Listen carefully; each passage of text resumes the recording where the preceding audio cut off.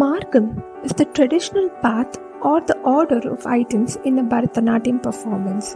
A Bharatanatyam recital starts with a Pushpanjali or Alaripu followed by a rhythmic piece called Jatishwaram. Following Jatishwaram, there is a Shabdam, which is the first Abhinaya-oriented item on the list. Varnam is the most important and the longest piece of the recital. One or two padams are performed after the Varnam. The conclusion set consists of a high energy item called Tillana and an item denoting auspicious ending called Mangalam. Postures in Bharatanatyam. First, let us see the theoretical representation of each posture, and then we will see in detail how to do each of those.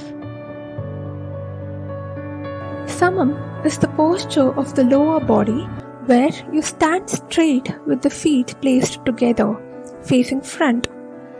It is a custom to place your hands on the hip while doing the postures unless required otherwise. Aramandi is the half-sit posture with knees and toes pointing towards the sides. If you observe closely, you can notice a small gap between the feet, which is generally preferred for avoiding the dangling of salangai. Muzhumandi is a full sit posture where you sit on your heels with only toes being placed on the floor. Again, your knees and toes has to be pointed to the sides just as in Aramandi. Natyarambham is the most important posture of hands in Bharatanatyam.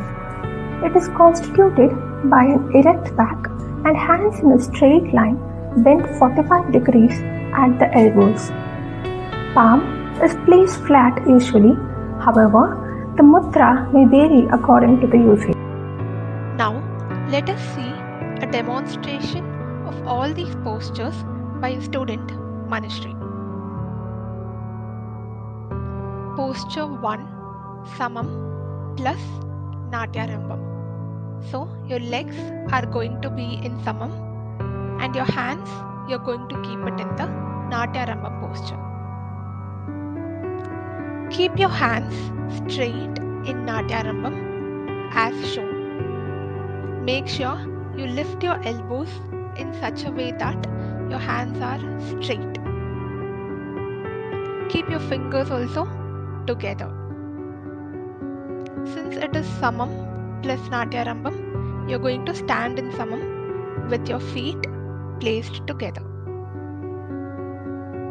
Next, we will see a combination of Aramandi and Natyarambham.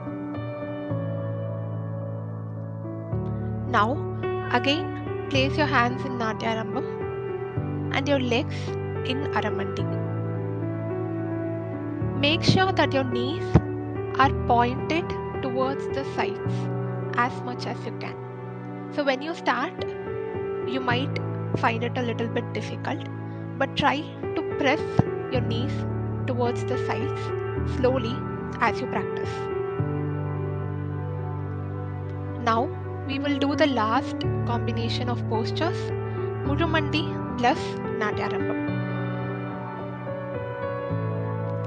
Again, your hands are going to be in Natyarambham as you did before in the last two postures, and you're going to sit in Muzhumandi. As you can see, only your toes should be touching the ground. You have to completely sit on your heels. Again, make sure that your knees are more turned, towards the side. Make it a habit of practicing all these postures daily and perfecting the movements even more. Thanks for watching this video. We will see in the next lesson.